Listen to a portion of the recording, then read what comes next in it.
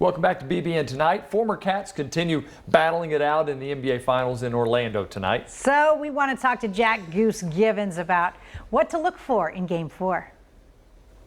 All right, Jack, Game 4. It's a 2-1 lead for the Lakers. Can the Miami Heat do it again? As much as I'd love to see it, I just don't know if they can beat the Lakers. We have Big Blue represented on both sides, but I've never been a Lakers fan, so I'm 100% for the Heat. That's for sure. Have you seen a rookie perform on this stage the way Tyler Herro has, both in the conference finals and in the finals here?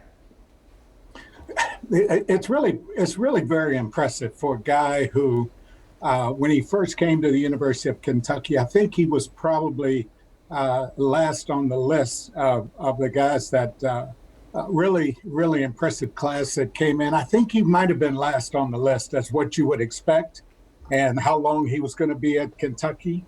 So for him to come and play the way he's played during the playoffs, big shots. I mean, he's made some big shots. So I've been really impressed. You don't see that very often. Of course, you still have to talk a little bit about Bam, because no one thought he would be doing what he's done this whole season, really, but especially here in the playoffs.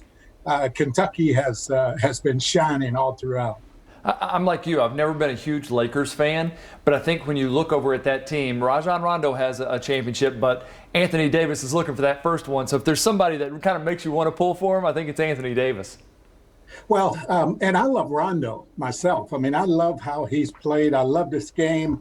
Of course, me being a wing player, a guy who liked to shoot the basketball, you want to play with a point guard like Rondo. I mean, because if you get open, he's going to get you the ball. So yeah, I can see that, and I do love Anthony Davis. There's no question about that. But I don't know. I kind of like the underdog all the time, and with the way Herro and with the way Bam has played, I'm kind of pulling for them to win it all. Of course, Bam missed the game the other night, missed Game 3, and Jimmy Butler just did all sorts of everything to will that Heat team to a win. I know Bam wants to be back tonight. He said sitting out a game is just not me. He's been upgraded from doubtful to questionable. How important is it for this Heat team that he be able to go tonight? I think it's going to be huge for a number of reasons. Number one, you mentioned Jimmy Butler and the game he had.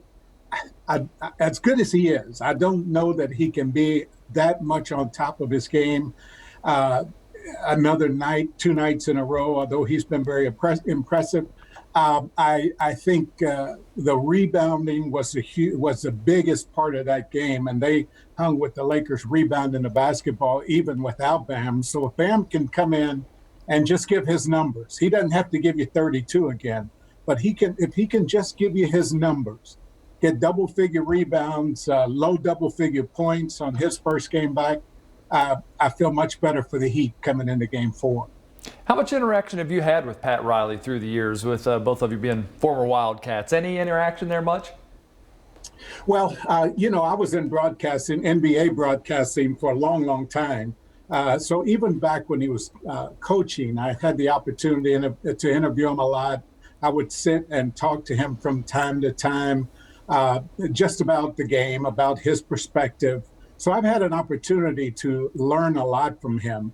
I love what he's done with the Heat, how he has silently kind of built a really nice, solid team, because the superstars, the big names, the LeBrons, the Anthony Davis, you don't have that. But you have a lot of guys who know their role, play Pat Riley kind of ball. I mean, that's how he played when he was a player. So they kind of played his kind of ball.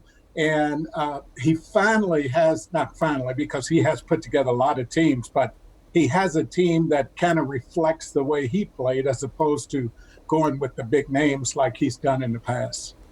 Well, Goose, thanks so much for the insight. We know you'll be watching the game tonight and pulling for the Heat.